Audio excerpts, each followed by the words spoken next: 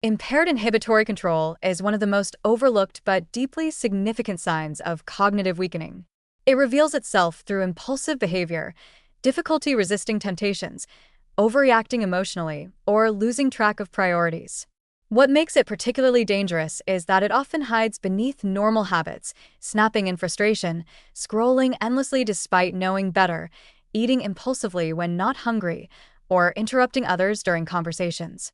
These may appear as personality quirks, but they can indicate a decline in executive function, particularly within the prefrontal cortex, the brain's command center for self-regulation, focus, and long-term planning. When inhibitory control weakens, the brain's filters, the systems that help us pause, reflect, and act with intention, begin to fail. The warning here is clear. Losing control over impulses is not simply a behavioral issue, but a neurological one. It can signal an overtaxed prefrontal cortex, often stressed by sleep deprivation, poor nutrition, emotional overload, or digital overstimulation, all of which erode its capacity to guide thoughtful behavior. At the neurological level, inhibitory control relies heavily on the interaction between the prefrontal cortex and subcortical regions like the striatum and amygdala. These networks constantly balance impulse and restraint, emotion and logic. When they fall out of sync, due to stress hormones like cortisol, dopamine imbalance, or nutrient deficiency, the brake system of the mind weakens. This results in reactive behavior, poor decision-making, and the inability to delay gratification. Over time, this neural dysregulation contributes to a self-reinforcing cycle. Impulsivity leads to regret or shame, which increases stress, which further impairs inhibition. The modern environment accelerates this problem by bombarding the brain with constant stimuli, social media notifications, advertisements, and endless novelty, all of which condition the reward circuits to crave immediate satisfaction. The brain adapts to this chaos by prioritizing short-term dopamine bursts over sustained focus, creating a feedback loop of distraction and discontrol. The danger is not only in lost productivity, but in the gradual erosion of willpower itself. However, inhibitory control is far from irreversible. The human brain retains the capacity to rebuild self-regulation through structured cognitive training, mindfulness, and metabolic support. Digital brain training programs such as BrainHQ or CogniFit include specific exercises designed to strengthen inhibitory networks by requiring the user to detect patterns, resist automatic responses, and make deliberate choices under time constraints. These tasks directly engage the prefrontal cortex, promoting neuroplasticity in regions responsible for focus and restraint. Regular training, 15 to 30 minutes daily, can rewire these pathways, improving one's ability to pause before reacting, maintain attention, and act with intention. But digital tools alone are not enough. They must be paired with real-life practice that challenges impulse control in everyday contexts. For instance, delaying gratification in small ways, such as waiting a few minutes before checking the phone, resisting the urge to interrupt, or mindfully eating slower, helps retrain neural circuits for patience and reflection. Each act of restraint strengthens the prefrontal muscle, building long-term cognitive endurance. Mindfulness meditation is another powerful and accessible tool for restoring inhibitory balance. Mindfulness works by teaching the brain to observe thoughts and urges without automatically acting on them. Through consistent practice, typically as little as 10 minutes a day, mindfulness strengthens the connectivity between the prefrontal cortex and the limbic system, allowing rational oversight to regain control over emotion-driven impulses. This process, known as top-down regulation, has been shown to increase gray matter density in the anterior cingulate cortex, a region critical for attention and behavioral control. When combined with slow breathing or body awareness techniques, mindfulness becomes not just mental exercise but physiological training for emotional steadiness.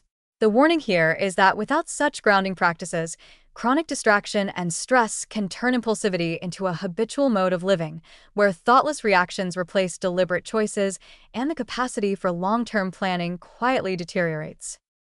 Nutritional support plays an equally important role in restoring inhibitory control. The prefrontal cortex depends heavily on omega-3 fatty acids for structural integrity and communication efficiency. DHA, A primary component of omega-3s found in fatty fish such as salmon, sardines, and mackerel enhances neuronal membrane flexibility and supports neurotransmitter function involved in attention and impulse control. Studies consistently show that diets rich in omega-3s correlate with better emotional regulation, focus, and lower risk of mood instability. Pairing omega-3 sources with antioxidant-rich foods like berries, dark leafy greens, and nuts further protects neurons from oxidative stress that can degrade executive function. On the other hand, high sugar, processed foods, and excessive caffeine destabilize dopamine signaling, worsening impulsivity and erratic focus. The warning here is serious. Dietary patterns that constantly spike and crash blood sugar mimic the same instability seen in the brain's emotional circuits, feeding the very loss of control one seeks to avoid. Sleep quality and daily rhythm profoundly influence inhibitory capacity as well. Sleep deprivation has been shown to reduce activity in the prefrontal cortex while overactivating emotional centers, leaving the mind less able to suppress urges or regulate mood. A single night of poor sleep can decrease inhibitory control by up to 30%, making people more impulsive, irritable, and reactive. Prioritizing 7 to 9 hours of consistent sleep, with regular bedtime and waking times, restores neural balance and improves cognitive patience. For those facing chronic fatigue or burnout, even short naps or structured rest periods during the day can help recalibrate inhibitory circuits. Physical exercise complements this process beautifully, increasing blood flow to the brain and enhancing dopamine and serotonin levels, both of which stabilize mood and sharpen focus. Activities such as yoga, tai chi, or mindful walking combine movement with self-awareness, reinforcing the link between body control and mental restraint. Emotional regulation is another dimension of inhibitory control that cannot be ignored. People who experience chronic anxiety, anger, or emotional overload often find it harder to control impulses because the amygdala remains hyperactive. Mindful journaling, therapy, or even calm conversation can reduce emotional volatility and give the rational mind room to breathe. A practical daily strategy is to introduce a deliberate pause point before any decision or reaction.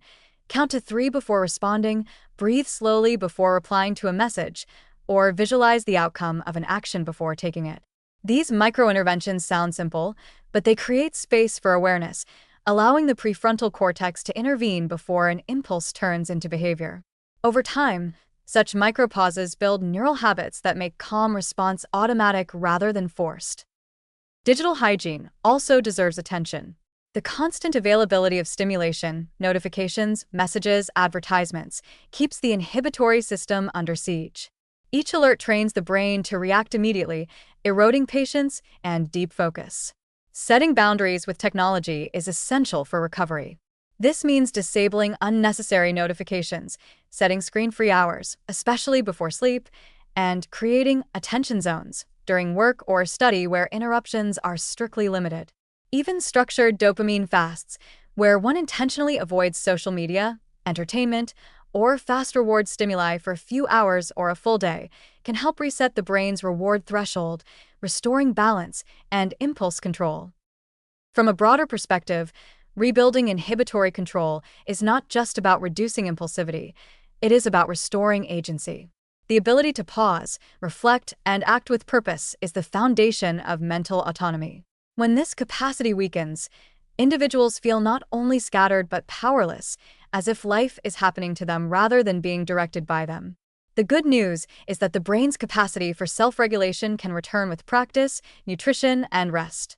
Within a few weeks of consistent mindfulness, structured brain training, omega-3 intake, and reduced digital overload, most people notice measurable improvements, calmer reactions, greater patience, and sharper attention. But the warning must remain at the forefront. Impaired inhibitory control, if ignored, can progress into chronic distractibility, emotional instability, and eventually executive dysfunction. It can lead to difficulties managing goals, maintaining relationships, or following through on commitments, signs that the prefrontal cortex is running below capacity. The solution is not to blame oneself for impulsivity, but to recognize it as a signal of cognitive imbalance, one that can be repaired through intentional practice. Every time you resist an urge, focus your breath, or choose thoughtful action over reaction, you're physically strengthening the neural pathways of control. Through persistence, patience, and nourishment, inhibitory control can be not only recovered but elevated, turning a fragile mind into one that acts with discipline, foresight, and calm mastery over its own impulses.